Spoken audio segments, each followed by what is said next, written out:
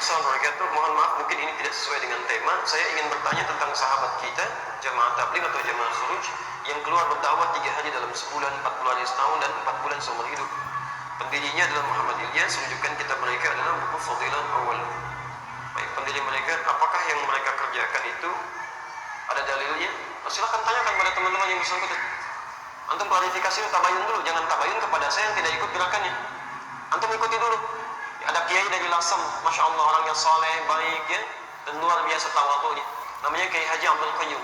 Masyarakat sekitar mengenal dengan Gus Qayyum. Ya, saya bersilaturahim. Saya senang ya datang silaturahim dengan ulama, datang. Kalau saya mau pergi ke satu tempat, saya kenali siapa. Saya nggak suka dengan cerita-cerita ya. Ya ada orang cerita ada wali songo, saya cari bukunya. Ya dari yang mulai tipis sampai dengan yang paling tebal. Dari mulai tempat-tempatnya saya kunjungi, saya datangi. Sunan Bonang katanya di sini saya datangi.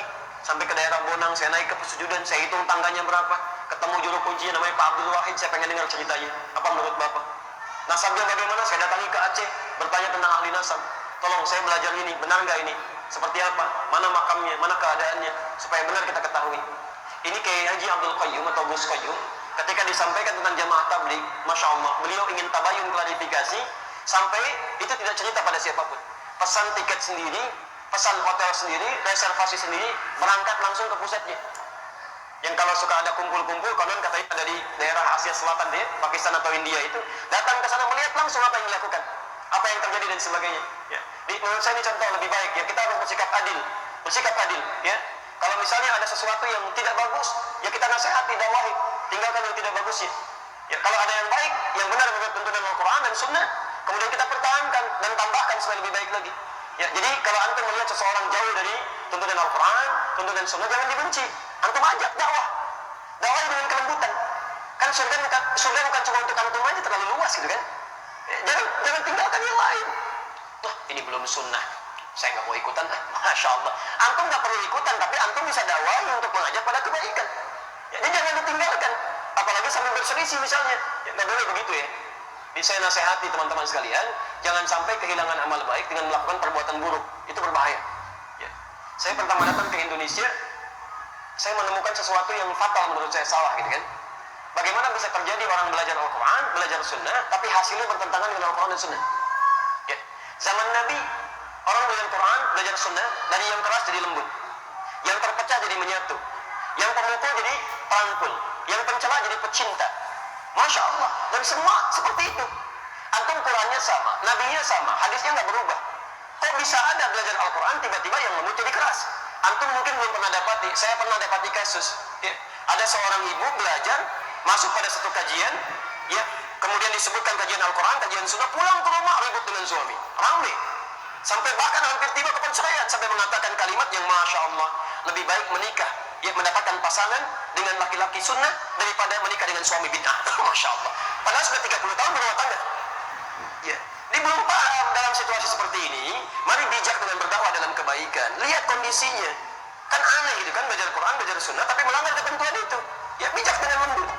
Ya. Saya pernah dapatkan suami istri berselisih luar biasa, nggak mau tegur sapa semalaman. Sederhana, cuma gara-gara, mohon maaf, gara-gara yang satu saat tidak, sami Allahu liman hamidah, turun salat dengan lutut duluan, yang istrinya dengan telapak tangan duluan.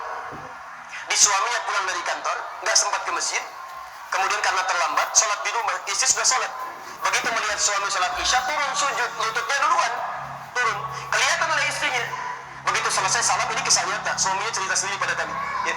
Begitu selesai, istrinya mengatakan langsung tanpa mukaddimah, Masya Allah. Papa salah sholatnya, nggak sesuai sunnah. Masya Allah. Baik, kenapa mah? Tadi yang turun lutut duluan itu kan nggak nyunah.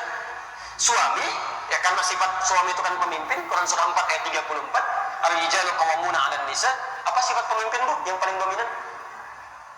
Sifat pemimpin adalah tidak mau dipimpin, tidak menerima saran, hanya menerima masukan, tidak ingin didahului, harus paling depan.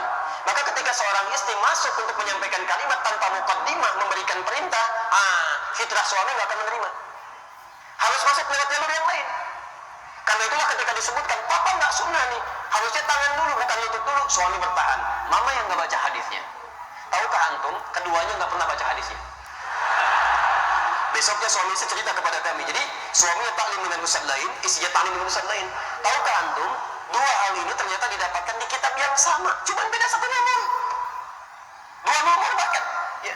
Di Abu Daud yang pakai lutut nomor hadis 838 dari Wa'il bin Hujur, posisi paling kanan sebelah bawah. Yang pakai telapak tangan dari Abu Hurairah, posisi paling kanan sebelah atas 840 sampai 841. Di kitab yang sama, hadisnya sama, sahih dua-duanya, dan Nabi pernah melakukan keduanya. Di awal masa salat beliau salat dengan lututnya, di akhir-akhir setelah agak sepuh beliau salat dengan telapak tangannya.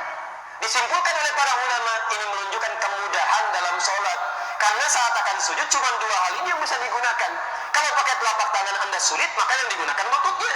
Kalau nggak bisa dengan lutut, pakai telapak tangannya. Cuma dua ini. Kalau nggak dengan keduanya, mau pakai apa? Ini pakai lutut benar, pakai telapak tangan benar. Yang salah yang pakai kepala duluan. Belum apa-apa, sudah rame. Ini poinnya. Ya. Ini satu waktu kita bahas pergi keluarga ya. Kadang dalam keluarga itu unik Pak. Ada aja sesuatu yang kalau kita nggak belajar tentunya dalam Al-Quran ataupun Sunnah itu repot tuh. Ya. Terutama ibu ya, mohon maaf ya. Kadang-kadang suka agak aneh-aneh Pak gitu ya, minta pendapatnya. Pak, kita kan mau ke undangan. Iya Mak, bagus mana nih? Ini ada hijau, ini ada biru. Mana Pak yang paling bagus? Kayaknya biru deh Mak. Masa sih bukannya hijau? Katanya nanya ya, tapi masih usulan yang lain. Masih mending kalau dipakai begitu keluar pakai kuning Pak.